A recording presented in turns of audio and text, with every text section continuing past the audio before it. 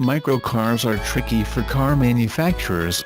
They have to keep prices well down to attract buyers, which means profit margins are tight, which means they need to sell big numbers to make a decent profit. And Aussies aren't buying them. Only 3576 microcars had been sold to the end of June, a paltry 0.6% of total sales so far this year. Most brands don't bother bringing their microcars over here. It's currently a battlefield of just 5 combatants: the Fiat 500, Holden Spark, Mitsubishi Mirage, Suzuki Celerio and Kia Picanto. But with this new generation, the latter may now be the pick of the bunch.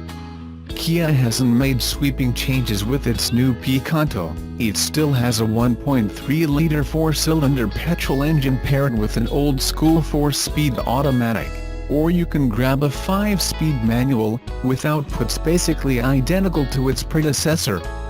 But despite the aging combination, it didn't really need overhauling. The engine is a willing rever without sounding overworked. The 4-speed does a good job and you can cruise at freeway speeds easily. Around town it's peppy enough and sips fuel as it goes about its business. I got about 6.5 L/100 kilometers in a week of urban driving. The cabin still offers great headroom and visibility with plenty of storage. But the small changes add up to elevate the Picanto. Once on the highway, there's now cruise control. The previous small 200-liter boot has expanded to 255 liters, a significant increase. The features list isn't stingy, with auto headlights, reverse camera and sensors, heated wing mirrors, USB and 12-volt inputs and Android Auto Apple CarPlay all included. The new 7-inch touchscreen is arguably the biggest addition. Not only is it stacked with features, but it replaces the red lid head unit which aged the previous model dramatically. Combined with some satin silver trim, and the Picanto's cabin is classy, particularly for its price. And Kia has nailed the pricing. The auto is a low $15,690 drive away, the manual is $14,190 plus on roads. Add in a 5-star ANCAP crash safety rating and Kia's industry-leading 7-7-7 after-sales program, 7 years warranty, roadside assistance and capped price servicing, and the Picanto's value is hard to ignore. It's not perfect by any means. The ride isn't as cosseting as bigger cars, nor is the sound insulation as resilient. And the touchscreen required surprising force to make selections. And this is indeed a microcar. As comfy as the Picanto is up front, adults of most sizes will struggle fitting into the back. Headroom is good, but footroom is particularly tight and there's zero storage space back there. Like many in its class, the steering wheel's reach cannot be adjusted, leaving taller drivers feeling like they're reaching for the wheel. But let's get real, no one's buying this to load up with a family of 5. The Picanto is cheap, safe, decent to drive and well-equipped, which are words microcar buyers will likely love to hear. The Aston Martin Valkyrie already looks insane enough on paper, using a mid-mounted 6.5-liter V12 paired with a KERS-style hybrid powertrain, but the Aston Martin hypercar is not running out of crazy anytime soon. The car itself is still taking shape.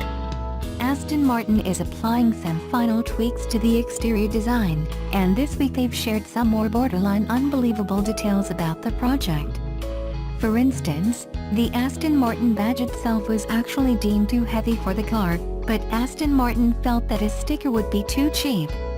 The solution, a chemical-etched aluminum badge just 70 microns thick, 30% thinner than a human hair, and 99.4% lighter than the wing badge that Aston uses on its production cars. That's pretty close to it not existing in this time-space continuum at all. Another example of the lengths to which Aston Martin and Red Bull F1 engineers went to try to save weight is the center high-mounted stoplight, which is mounted on the very tip of the small shark fin that tapers off the roof of the car. The LED light itself is just 5.5 mm wide and 9.5 mm tall, effectively existing within the already thin shark fin. And of course, traditional door mirrors were deemed to be too much of an aerodynamic drag and have been replaced by rear-facing cameras mounted in the flanks, with the images fed to two screens mounted in the car's A-pillars. The lack of mirrors also allows for a less interrupted peripheral field of vision, which is one of the aspects of race cars that Aston Martin engineers have tried to achieve in the Valkyrie, along with the placement of all switchgear on the steering wheel, as in an F1 car. All of the car's vital signs are displayed on a screen integrated into the steering, which itself is designed to be detachable in order to aid driver ingress and egress, and it will also make the drivers feel like they're driving a street-legal F1 car, which is arguably the Valkyrie's aim. It's been a tremendous challenge to make the interior packaging work, Aston Martin Creative Director of Interiors Matt Hill said. We've embraced Red Bull Racing's Formula One ethos and approached it from a different angle than conventional road car design. In this instance, we've started from a position where you think something is impossible and work at it until you find a way to make it work. We've been fighting for millimeters everywhere, but the battle has been worth it, as it's been fantastic seeing customers try the interior bug for size. They love the ritual of getting in and how it feels to be sat behind the wheel. They're also genuinely surprised at how the car just seems to swallow them.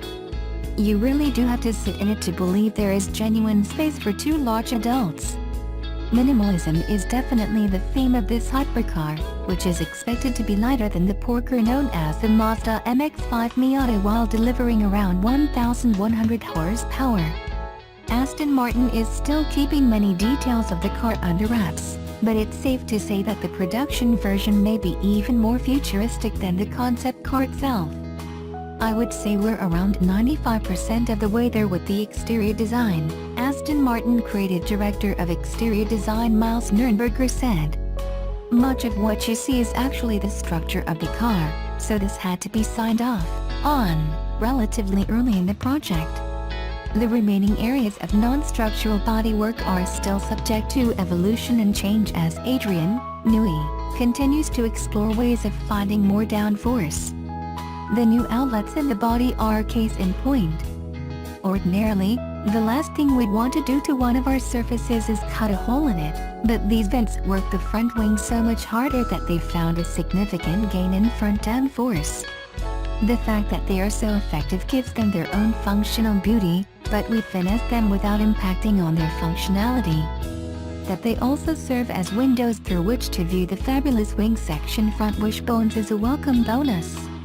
But the design of the Valkyrie, as with F1 cars, is dictated largely by aerodynamics, with the generation of downforce being one of the engineering priorities. These goals have dictated much of the car's bodywork, with the lower tab contours following the space between the venturi tunnels that run along the sides of the cockpit floor. This lends the Valkyrie the appearance of sitting high off the ground, though in reality the seating position is effectively on the floor of the tub itself.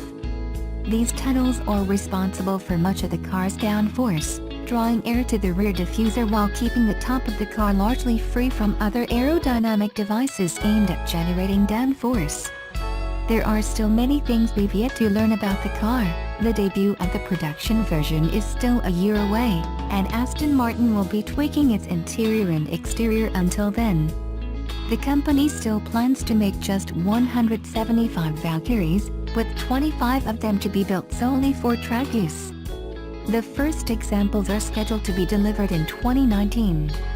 We wouldn't be surprised if Aston Martin finds ways to shave a few more pounds from the car before then, and prospective owners are probably looking at ways to shave a few more pounds themselves to avoid being a burden to the car's curb weight. Of all the Nissan Z cars, arguably to endure the most today, the original 240Z, and the sleek and twin-turbocharged Z32-300ZX of the 1990s.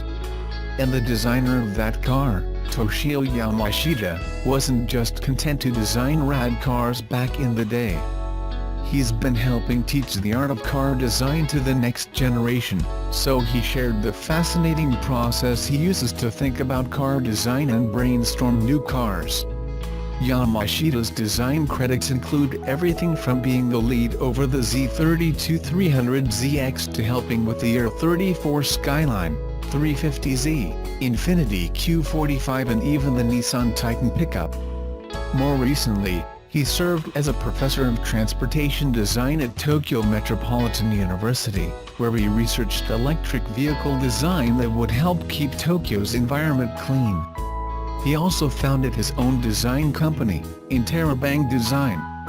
Yamashita said he originally went to school to become an architect, but his father thought he was too small to be on construction sites and signed Yamashita up for the industrial design program instead. He got his start at Nissan in 1968 in parts design for the A10 Violet, and finally got his big design lead break in April 1984 beginning work on the design of what would become the Z32 generation Nissan Z car. Yamashita worked as one of two lead designers on the Z32 alongside Isao Sono.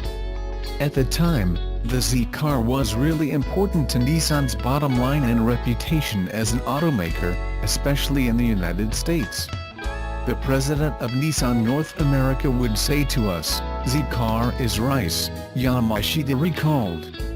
The president referred to rice as Japan's staple food, not the racist-ish term people have for Asian tuner cars. He meant it as if the Z were a key life-giving food for Nissan itself. Please be careful to design it. The message, Yamashita says, was clear: do not fail. Birth of a kid and also the Z32. Much like the original 240Z, Yamashita's design for the 300ZX was a bit of an outlaw design. Nissan originally wanted designers to submit designs for both the 300ZX as well as the new Silvia, the 240SX in America, but Yamashita broke the rules to submit only a Z car. Yamashita says he did his design work on that initial 300ZX proposal at home. He and his wife just had a child, so when she and the baby were away with her parents, Yamashita used his alone time to sketch and perfect the 300ZX. While new fatherhood is more than enough of its own reason to only be able to fit in one sketch, the 300ZX was the only design Yamashita was truly interested in of the two Nissan wanted. Yamashita stuck his 300ZX onto the board of submitted designs anyway without a Silvia design made, and it was chosen as the winner. Sleek, elegant and aggressive, it cut a stark contrast against its predecessor, the boxy and angular Z31-300ZX, moving the car out of its thoroughly 1980s looks and into the high-tech and promising 1990s. From there, the car went from research to creation and then into production. Yamashita was passionate about making his 300ZX look and feel like a true sports car. He'd been impressed early on by the 240Z, whose prototype sat in the hallway when he first came to Nissan in 1968. He said that pretty sports car made his heart beat like a train with excitement. "First my impression is whoa," said Yamashita of the 240Z he'd snuck a peek at, growing wide-eyed as he explained his wonder.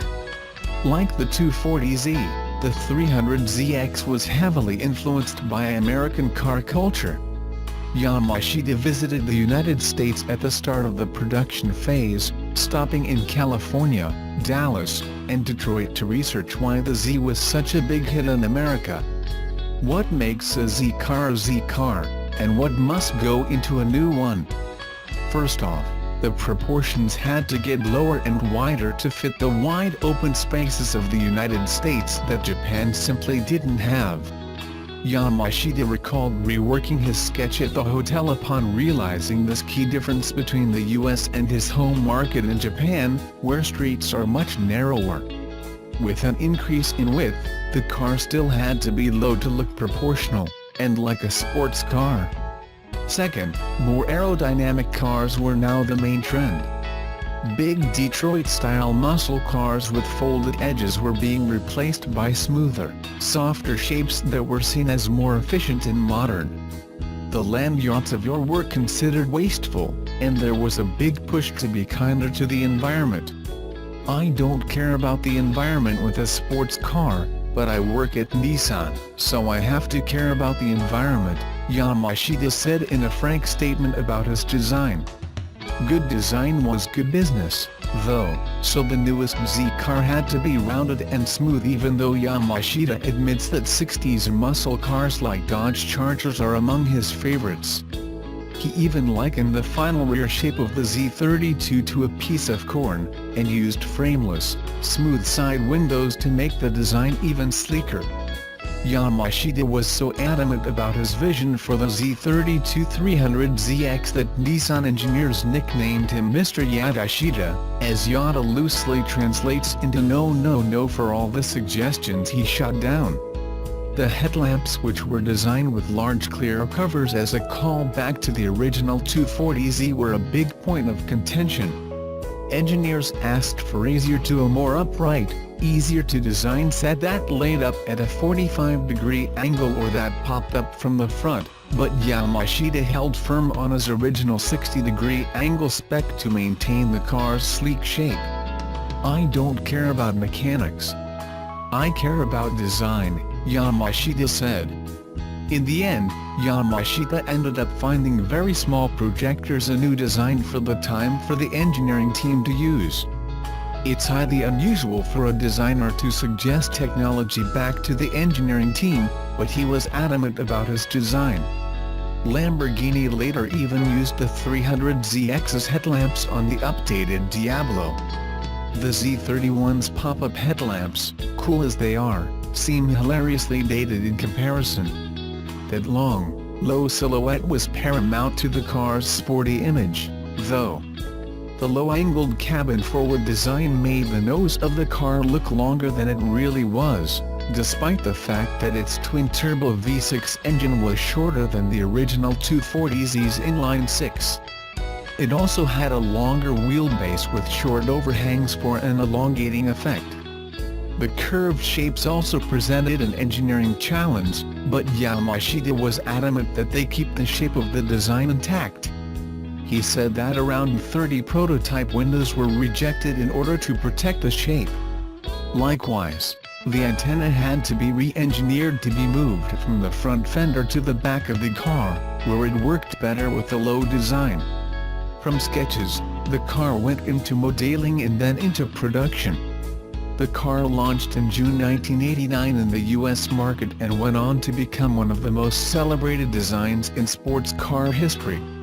How to design your own cars.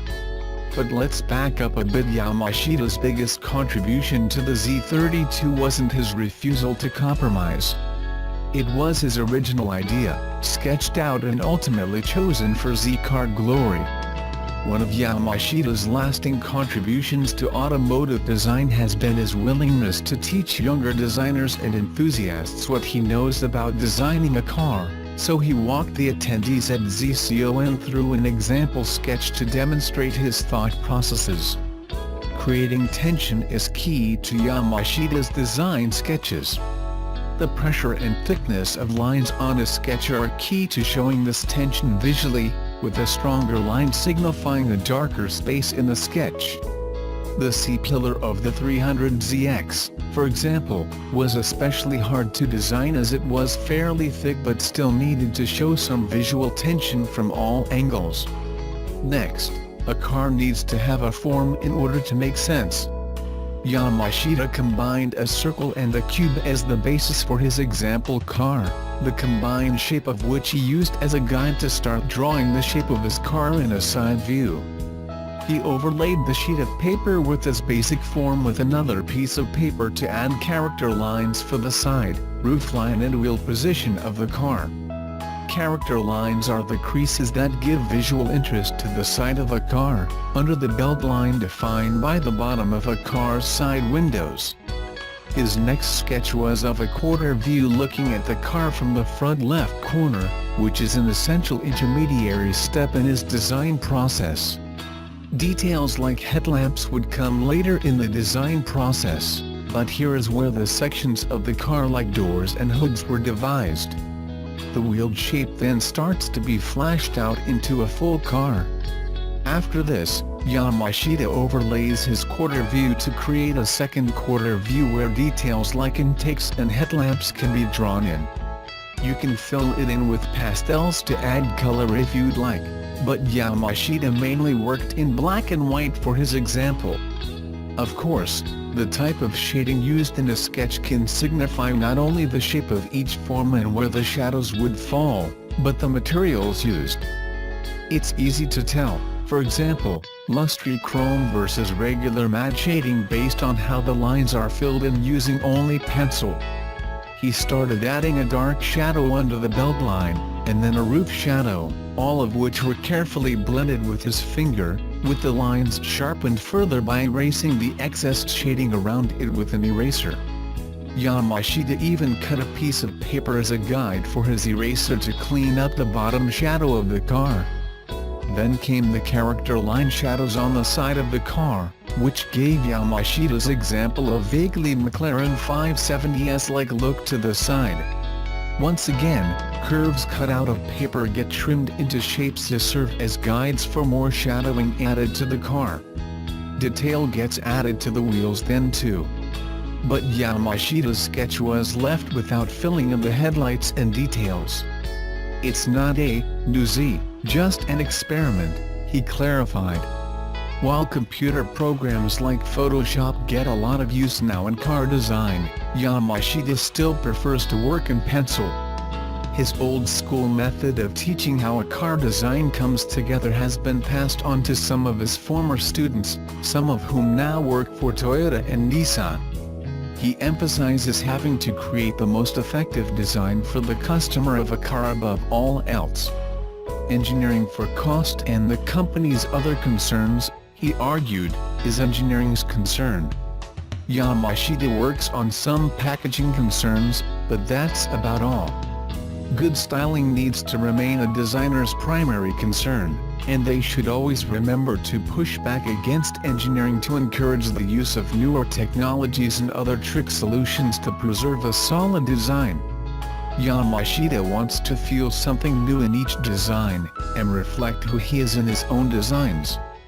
After all, can you imagine a 300ZX with pop-ups standing nearly straight up like a Miata's or 944's? I can't.